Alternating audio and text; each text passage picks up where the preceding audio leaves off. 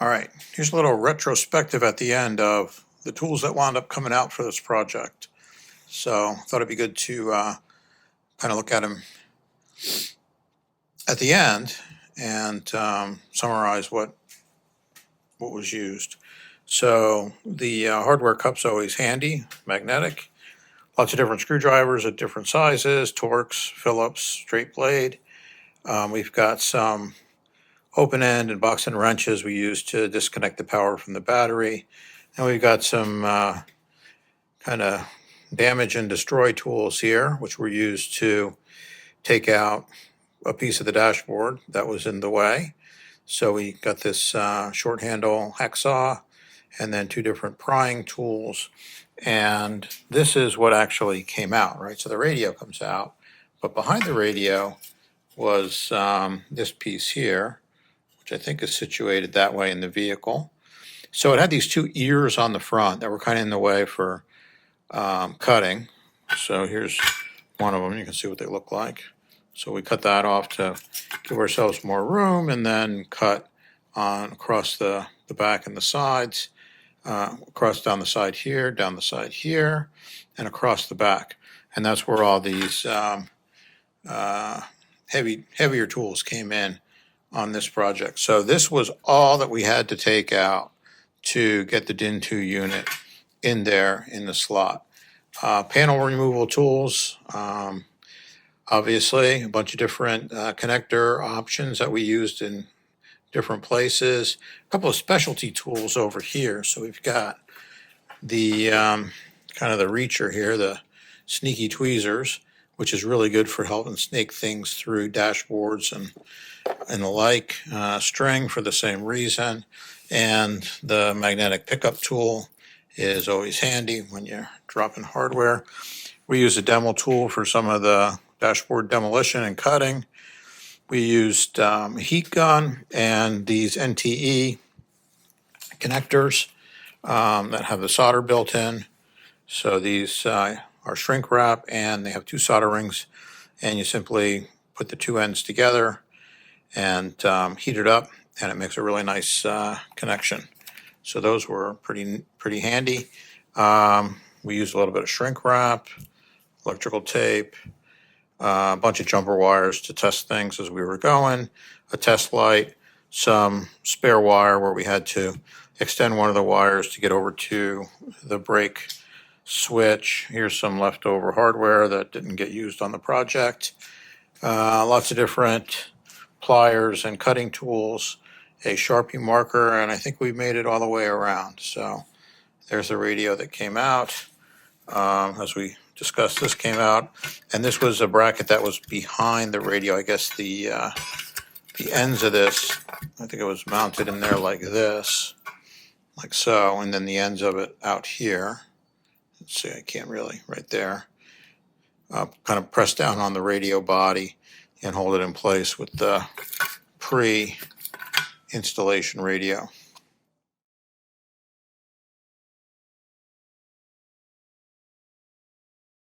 All right, we're going to attempt an installation of a new head unit into a 2004 Jeep Liberty.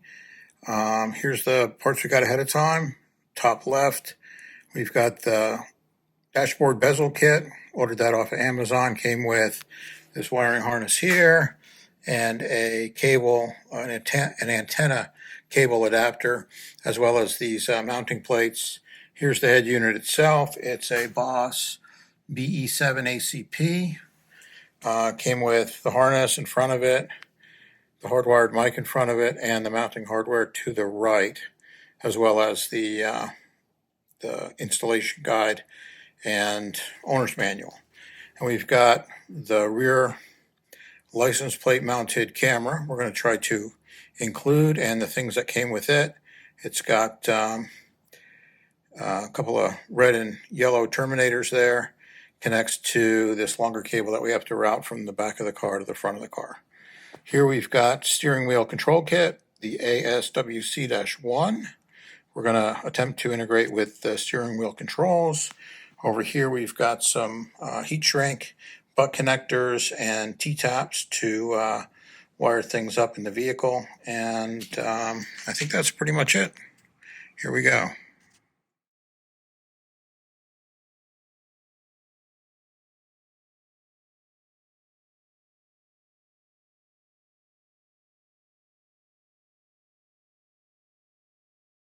All right, we're going to attempt to remove this connector and then this one that's got the vacuum lines coming in. Here's the dash trim we took off. In order to disconnect it, we disconnected two electrical connections, this one and this one, and then a vacuum connection here, and also the back of the cigarette lighter. So the electrical connections have a tab on them that you have to depress while you withdraw them. This one's got one on the side, in between these two buttons here. And then the lighter one, this was on the bottom, so it's a little harder to get to, but there you can see the release is right there. And then finally, the vacuum one was a little tricky. You have to put pressure on these ears here away, and then at the same time put some pressure on this to pull it up, and then it disconnects. And on ours, the X marking was towards the bottom.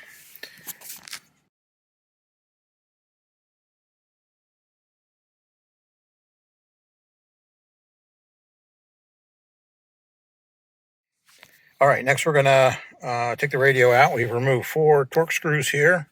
There's 2 there and there's 2 there.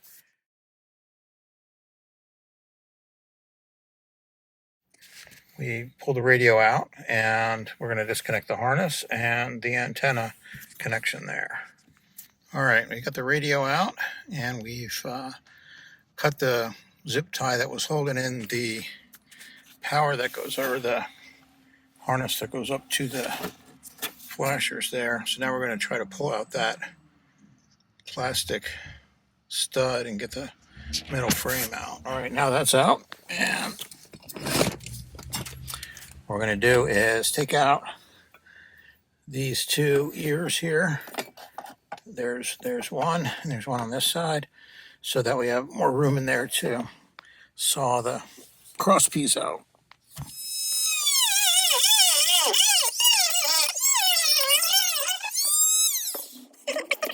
All right, so the plan is to cut right here, kind of straight down, using this hacksaw with a short handle on it, and we're going to cut it there, and then when we're done with that, we'll move all the wires out of the way and do the companion on the other side.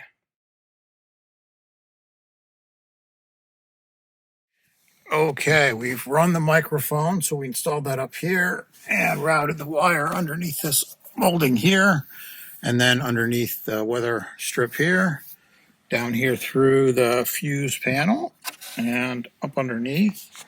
And then we dropped this piece of trim, there's 2 screws on it, and then ran up underneath there and brought the microphone wire out through. Let me see, there we go, out through where the other ones are coming out. We've accumulated a few more piece parts to make things go easier. So we got a dual outlet USB, since there's 2 USBs at the back of the radio that we got to bring out to the dash. We got these NTE solderless heat shrink connectors, and we've got some T-taps for tapping into the rear brake light for the backup camera.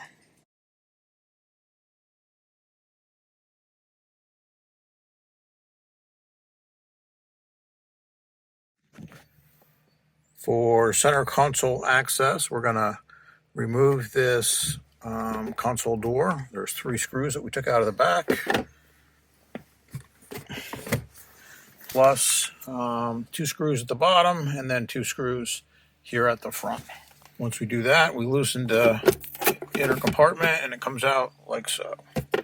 Now we have access to the stuff inside.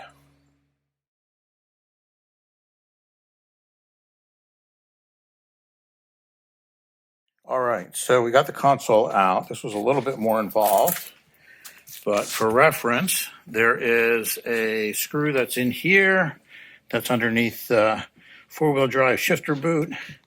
There's one that was in here, which was underneath the aluminum plate that covers the shift selector. Of course, we already looked at where the holes were back here. And then once we got all that loosened up, we needed to remove the wire harness that goes to the rear switches back here. And there's right up under here another wire harness that goes to these front switches here.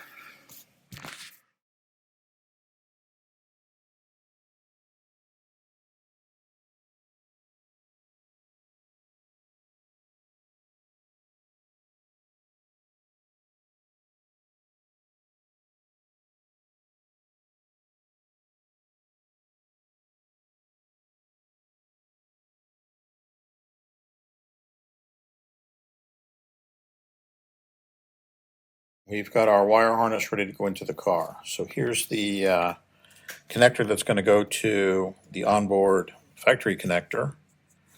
And from here, we connected the blue, the orange, the red, the yellow, and the black ground here. And we use these NTE connectors that have solder in them, which work quite nicely.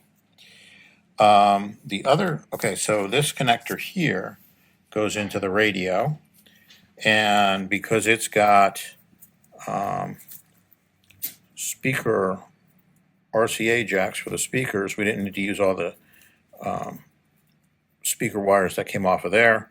So we've just capped those and taped them up, as well as some other power sources for the antenna and something else that we don't use.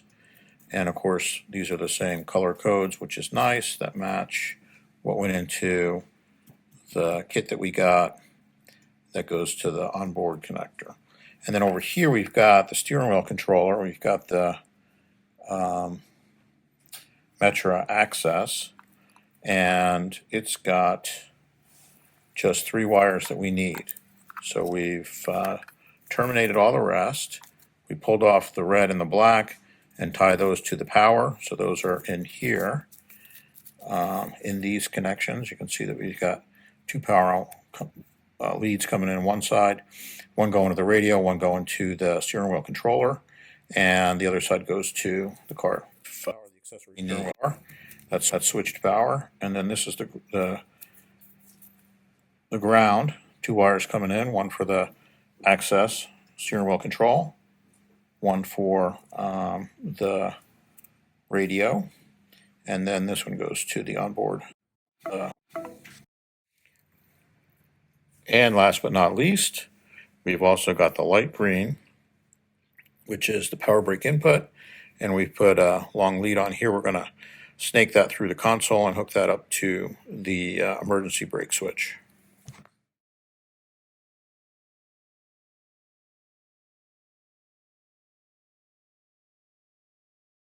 We had to call one audible here today. We had used a splice connector here, going from the pink wire from the steering wheel controls to the violet and yellow stripe wire back here, but it appeared that the connector was not piercing both conductors in these wires. So what we did is we cut the purple, the violet yellow, and we just direct spliced on the car and the pink. And once we did that, I was able to pair the steering wheel controls successfully.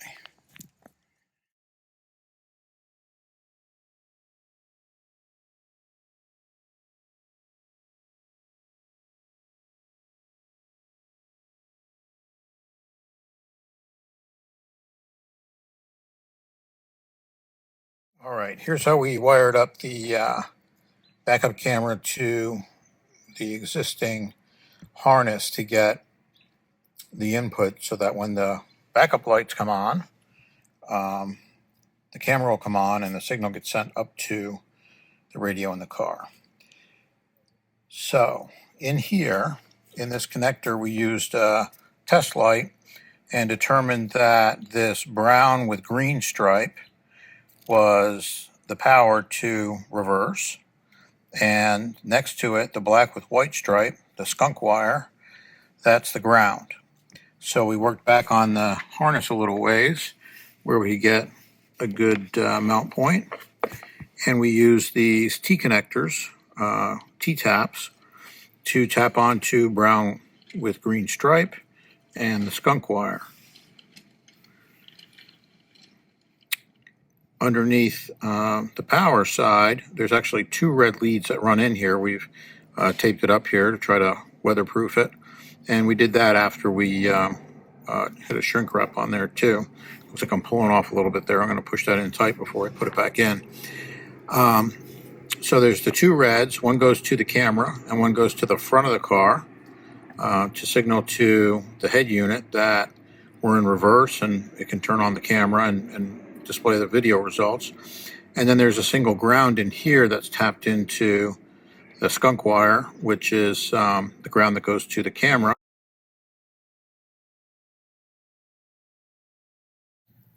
There it is. Okay.